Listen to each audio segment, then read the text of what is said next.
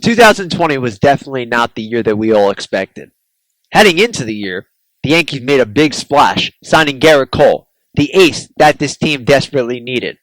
With high World Series aspirations, the Bronx Bombers were all but certain to be playing in the Fall Classic in October. However, the COVID-19 virus impacted our world greatly and limited Major League Baseball to just a 60-game slate. Through all the ups and downs, the Yankees earned a spot in the postseason and unfortunately were knocked out before they could get to their ultimate goal. But now we go to 2021 and we turn the page and we look ahead to the bright future this team still has. Yes, there are uncertainties with the roster at this given point, but there is a lot to be excited about. There are some things that are going around, and the market is definitely moving slow, but we still have a lot to talk about. Let's kick it off right now, our first episode of 2021. This is the Pinstripe Talk Podcast, and our first episode of the year begins right now. You are listening to the Pinstripe Talk Podcast.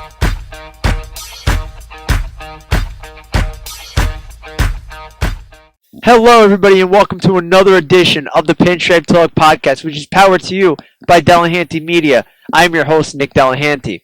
On behalf of the Pinstripe Talk Podcast team and our Delahanty Media brand, I would like to wish each and every one of you a Happy New Year. For those of you who are new to our channel and new to our show, we thank you for taking some time to listen to our show.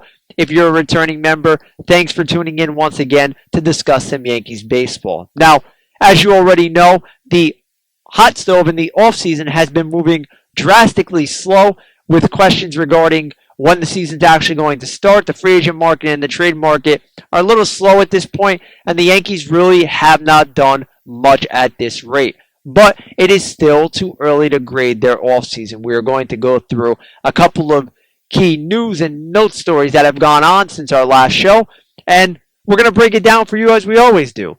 And hopefully as time goes on, we'll have some big free agent and trade news and rumors that we could talk about with you. In case you're new to the show, follow our social media listed on the screen. If you're listening on any audio platform, you can find us on Facebook by searching up Pinstripe Talk Podcast and on Twitter at Pinstripe Talk ND. We're also on Instagram at Delahanty Media. And as always, make sure you hit that subscribe button if you're watching on YouTube. If you're listening on an audio platform such as Apple Podcast or Spotify, iHeartRadio, TuneIn Radio, make sure you hit that subscribe button, comment about the show, rate, review. Every bit of feedback does go a long way in helping our show, and we tremendously appreciate it. What better way to start off our first show of 2021 than giving you a DJ LeMahieu update? Right now, LeMahieu's still a free agent, and nothing seems to really be moving in terms of his market. Like I said earlier, the market's been moving slowly. It doesn't seem like there's any indication of LeMahieu signing anytime soon. But right now, let's look at the numbers, shall we? The most recent report has the Yankees' first offer at 4 years, $84 million, which would be about $21 million annually. LeMahieu's camp is looking for that fifth year in a deal and are asking around $110 million, which would give him an average salary of $22 million per year. Now, if you're looking at the numbers in terms of money, the money really isn't that off. It's that fifth year that the Yankees are not willing to budge at this given rate. And I think that Brian Cashman and his team have a good idea of what parameters they're willing to go for DJ LeMahieu. On the most recent episode of the Yes Network's Yankees Hot Stove, insider Jack Curry came up with this quote. The Yankees have made DJ LeMahieu their priority. They have told him what the parameters would be for them bringing him back, but the Yankees are not going to bid against themselves. Yes, you hear the Blue Jays, you hear even the Mets, the Dodgers, that they're all somewhat included in DJ LeMahieu's chase. But Brian Cashman is not going to be outbid by these rumors. They could be speculation, they could be real. You don't know. But I expect fully that the Yankees gave that offer to LeMahieu, and Brian Cashman in turn said, look, go test your market, see what you get. But give us a final chance to match whatever you may get. So let's use the Dodgers, for instance. Say the Dodgers come out and they offer him 5 years, $100 million. LeMahieu's camp may turn around and say, look, this is the deal he's got from the Dodgers. If you're not willing to match it or beat it, he's going to LA. And Brian Cashman may turn around and say, you know what, look, we'll give you that 50-year, $100 million. You know what, let's get this done. Or he may turn around and say, you know what, that's out of our price range. We're going to let you walk. I think the Yankees have this as their top priority. I think that they're playing the game right now to not panic everybody, but everybody seems to be panicking over the LeMahieu situation. And if you look at the other free agents, George Springer, Trevor Bauer, all the big names are still on the board. So it's not time to panic yet. They're in the negotiation stage. And I hate to be the bearer of bad news, but this could continue for a couple of weeks until this market starts to open up a bit and we get more clarity as to what's going on with the upcoming season. You're going to see guys hold off with their contract negotiations to get the best possible price out there. So would I panic at this point? No. I am a firm believer that DJ LeMahieu will be in pinstripes come opening day. It's just a matter of time, and Brian Cashman is allowing the player to do his due diligence on the open market. Just because I'm fully confident doesn't mean he won't sign elsewhere. He might get an offer he can't refuse from another team that the Yankees are not willing to match. But if I was a betting man, which I'm not, I would bet that these two sides come up with an agreement and figure something out sooner rather than later. This next story is a bit of a disappointing one for Yankees fans, as reliever Tommy Kahnle has agreed to a 2-year deal with the defending World Series champion Los Angeles Dodgers.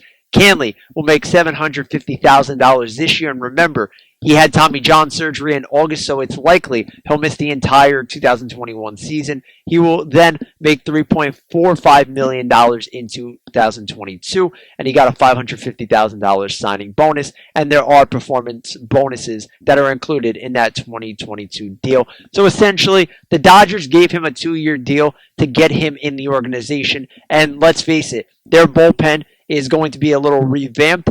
After this year, Kenley Jansen can be a free agent. They may look to bolster the bullpen in other ways, and Kahnle could be a guy that steps up and helps fill one of those voids. Kahnle, guy drafted by the Yankees in 2010, was lost in the Rule 5 draft when the Colorado Rockies selected him. The Yankees then, in turn, reacquired him in the trade that brought over Todd Frazier and David Robertson, and Kahnle was nothing but good for the Yankees clubhouse. In 2019, made 72 appearances, was really lights out for this Yankees team. And unfortunately, the Yankees really didn't have him for much of 2020. He definitely would have made a difference on last year's squad. But Kahnle moves on, and I think that all Yankee fans are sad because of what kind of guy Kahnle is and what he brought to the clubhouse.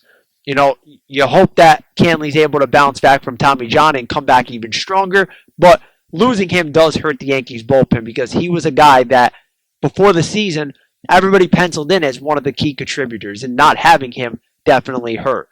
So best of luck to Tommy in LA. Hopefully his recovery goes well, and he very well could be a very impactful reliever for the club in 2022. Now, in terms of free agency, we know the market's been moving slow, but the Yankees have been linked to a rather interesting outfielder.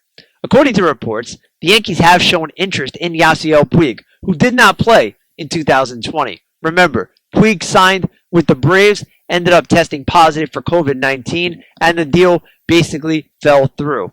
Over 7 years in the pros, Puig, .277 batting average, right-handed hitting bat, very good arm in the outfield. I just don't see how he fits on this Yankees team. Yes, there are concerns about injuries.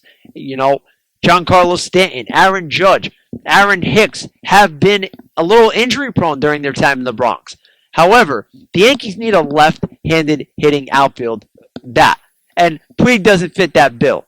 Maybe Cashman sees what the price tag is on Puig. Maybe you bring him in on a minor league deal to add some depth, but it's very likely that Puig will demand a major league contract, and I think, personally, will get it elsewhere. It just seems that the Yankees are always linked to Puig, and you know, the guy's a very solid outfielder, but I just don't see how he fits on this 2021 Yankees team, or even how he fits on this Yankees team moving forward. Although Puig doesn't fit the left-handed hitting outfield bat, the Yankees have signed an outfielder that hits left-handed. and that's Socrates Brito. The 28-year-old left-handed hitting outfielder has signed a minor league deal with the Yankees, and he opted out of the season last year. He had a tragic loss of his brother due to COVID-19. He was originally with the Pittsburgh Pirates organization. And again, seems like a minor league depth type of situation. The Yankees know how injury-prone their outfield's been over the last couple of years, so bringing in a guy like Brito may just add some depth. During his time in the big leagues, really hasn't hit much, only averaging a 179 batting average, so nothing really to scoff about. Has played in almost 100 big league games, so this is more of a depth move for Brian Cashman, and who knows, maybe they catch some lightning in a bottle with a guy like Socrates Brito. If you haven't done so already, I highly suggest that you go and check out the interview that Marley Rivera of ESPN conducted with Gary Sanchez. They talk about Gary's struggles. They talk about his benching in the regular season. They even talk about how the Yankees handled the postseason catching platoon and if Gary had any insight as to what was going on. The one real quote that I want to break down for you and give you a little insight as to, what is going on in this interview, Marley Rivera says that in social media, Yankee fans and members of the media call Gary a lazy player and asked him to respond to that. And Gary came out with this quote: "I simply do not understand. I'm always working hard. Yankee fans are great, but at the same time, they are very demanding. If you're hitting well, fans love you.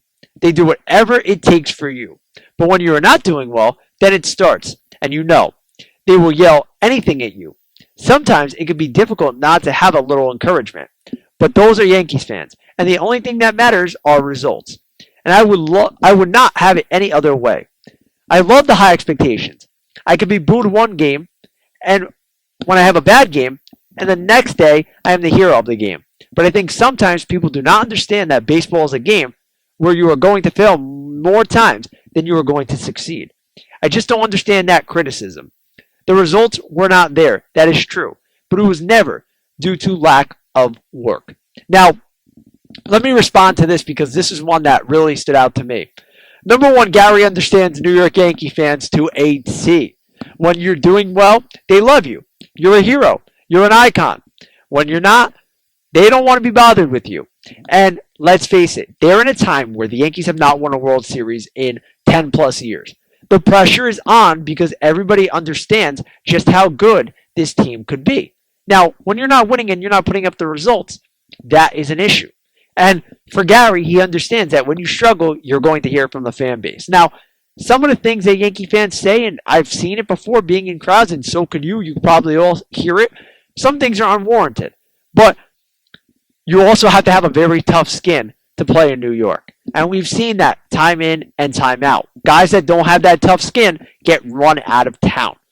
And I hope that this isn't something that is impacting Gary. I hope that the fan base and what the media is saying about him is not controlling the way he plays, because that could really be a reason why the guy is struggling, adding more pressure to the mix. I think that quote alone shows that he understands the media and he understands how the fan base are, but I just feel like he has some growing to do to understand that that's what you're going to get if you want to succeed in New York. Yes, you're in a sport where you're going to fail more times than you're going to succeed. We all understand that. But when the pressure is on and the game's on the line and you're consistently striking out to end a rally or missing a ball behind the plate that scores a run, you're going to hear it. And I get it.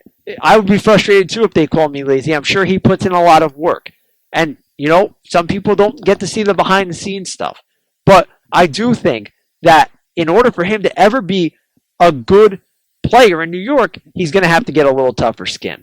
And that's evident by that quote, because you can tell that it really does bother him what these fans and what the media are saying about him.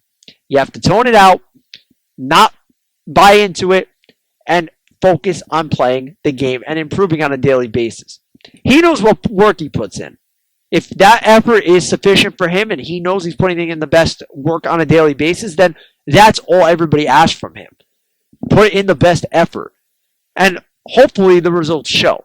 But if you keep struggling in the Bronx, the Yankee faithful is going to let you know about it. And that's just how it has always worked.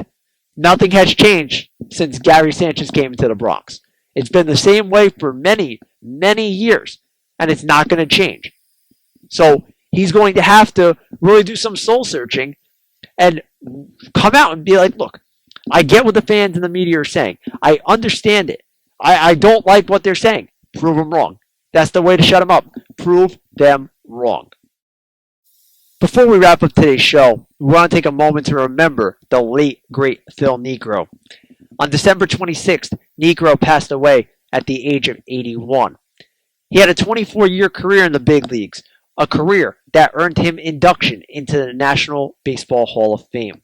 He spent 2 years with the New York Yankees in 1984 and 1985, winning 16 games in each season. He also earned an All-Star game trip as part of the 1984 season. Overall, Niekro posted a 318 and 274 record with a 3.35 ERA. The knuckleballer spent 21 of his 24-year career with the Atlanta Braves. On this day and on this show, we remember the great Phil Niekro.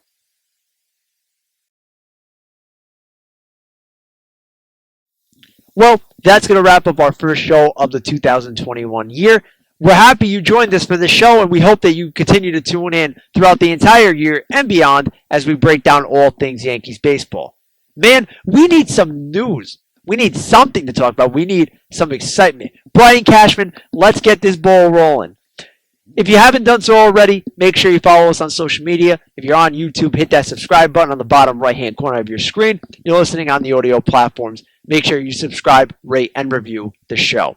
As always, we thank you for listening. My name is Nick Delahanty. I am the host of the Pinstripe Talk podcast, powered by Delahanty Media. We'll catch you real soon. And as always, let's go Yankees. Take care.